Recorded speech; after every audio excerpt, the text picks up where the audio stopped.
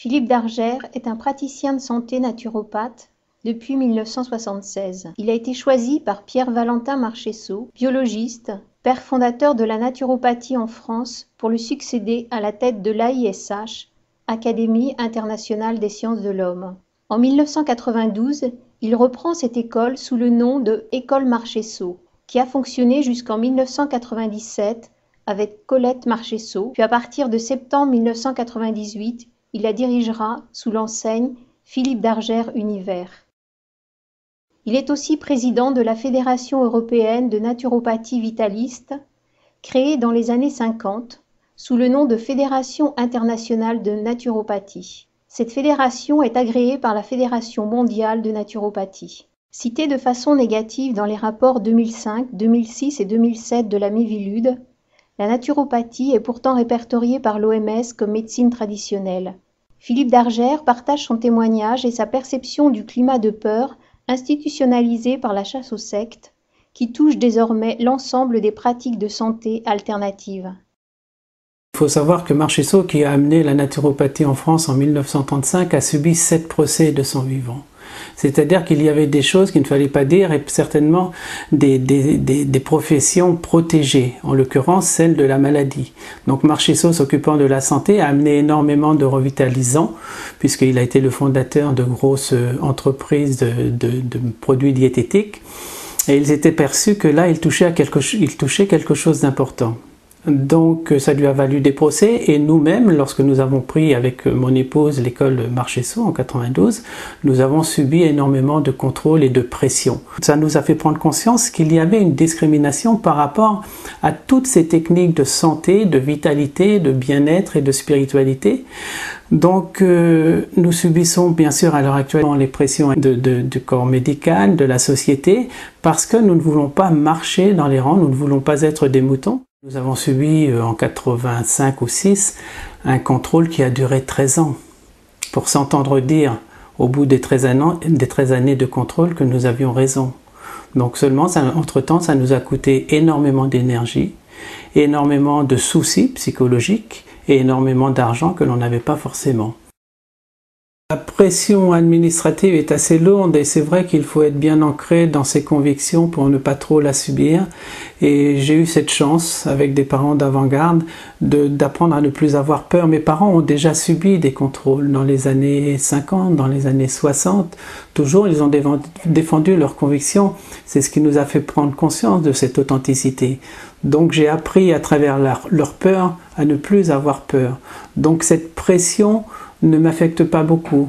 Par contre, il faut bien penser que nous sommes un couple et que mon épouse a subi énormément les pressions à une époque. Petit à petit, elle s'en libère, mais il est vrai qu'il faut être dans un sillon et un idéal avec une finalité. Si nous n'avons pas cet idéal, si nous ne sommes pas dans notre sillon, il était évident que tout ce qui est administratif, tout ce qui est contrôle peut tuer un individu tant sur le plan émotionnel que psychologique. Et malheureusement, nous connaissons énormément de personnes qui subissent ces pressions et qui petit à petit soit tombent malades ou se détruisent. Donc j'espère ne pas en arriver là et être assez ancré dans mon idéal pour faire face à ces pressions qui ne veulent pas grand-chose. Je trouve dommageable que beaucoup, même d'écoles de naturopathie, mais même dans les médecines dites naturelles, voire les différentes philosophies, beaucoup n'utilisent pas certains termes, n'osent plus utiliser certains termes. C'est-à-dire qu'on leur a fait peur et on leur fait croire que si on utilise ces termes-là, il y aura une chasse aux sorcières. Je répète et j'affirme que plus nous sommes authentiques, moins nous avons peur, plus la société avancera. Il n'y a pas de bien ou de mal, il y a seulement des individus qui essaient d'évoluer. Donc à partir du moment où on a compris ça, on ne peut plus avoir peur. Et j'invite tout le monde justement à dépasser cette peur en ayant un idéal commun, c'est-à-dire le bien-être de nos enfants, le bien-être des générations futures, etc., etc. Je pense qu'il faut lever le bouclier de la peur. Et si on essaie d'aller vers l'amour que développe la spiritualité, il est bien évident que la peur petit à petit disparaîtra. La peur que l'on met en place à l'heure actuelle avec la chasse aux sectes, aux sorcières, etc., c'est simplement que notre système prend conscience qu'il va perdre un certain pouvoir. Donc je pense que nous arrivons à une finalité de société, à une fin de société, à une fin de cycle, je ne sais pas comment appeler ça, mais il est bien évident que tous ensemble on est prêts à prendre un virage où la conscience va s'ouvrir et où chacun pourra s'y épanouir. La peur que le public ressent, pour moi, a été mise en place sciemment par des organismes qui ont pour but, soi-disant, de protéger le consommateur. Je pense que le consommateur ne doit pas être protégé, il doit être éduqué et il devrait y avoir des tables rondes avec des matérialistes, avec des spiritualistes, avec toutes sortes de philosophies religieuses, etc. Parce que pour moi, la liberté de penser ne peut venir que d'une connaissance. Et à l'heure actuelle, vous comprenez bien que la liberté de penser ne peut pas être mise en place puisque, avec une liberté de penser, on ne peut plus gérer le public. Ce qu'on voudrait, c'est continuer à gérer le public bien sûr, sans philosophie à la base.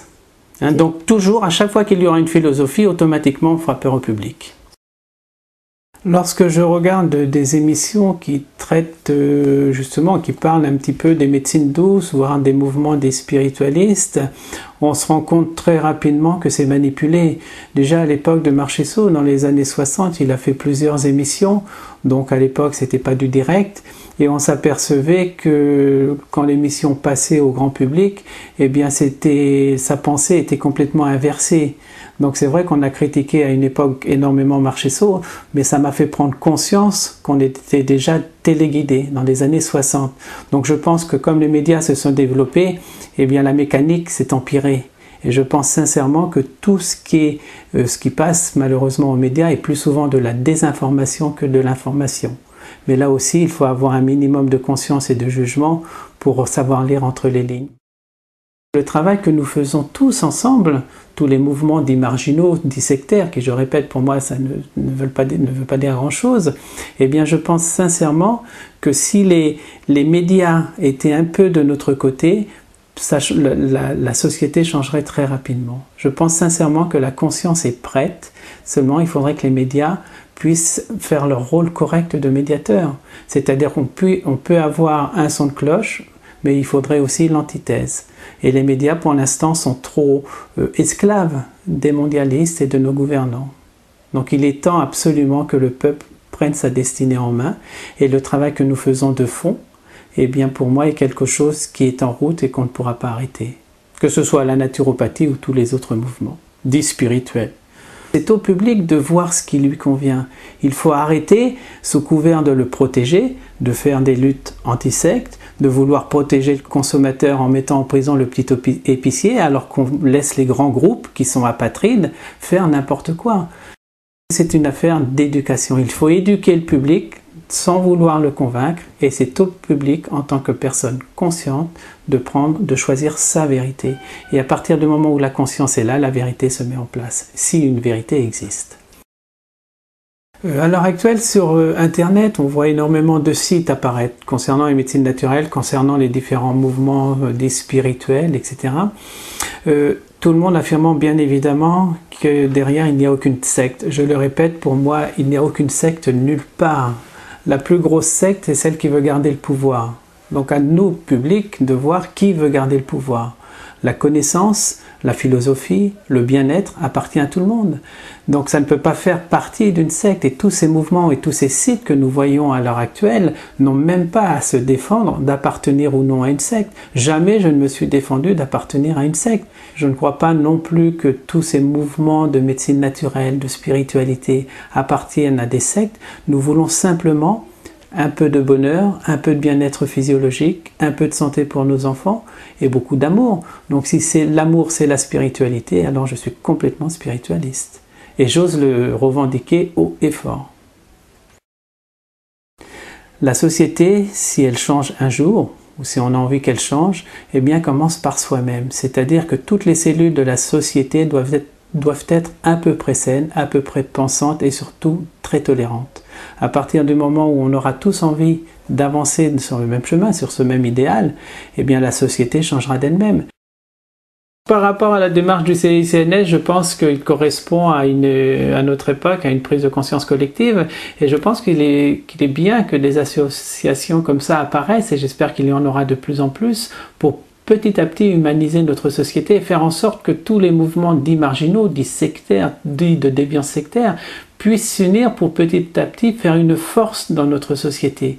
Parce que je le répète, je ne crois pas aux déviances sectaires. Je crois simplement à une perte de pouvoir par certains qui essaient de colmater en faisant peur au public, en faisant croire que des sectes existent, en faisant croire qu'il y a des manipulations. Je ne crois pas à tout cela à partir du moment où la conscience est en route. Et je pense que le CICNS, justement, va permettre l'union de tous ces mouvements.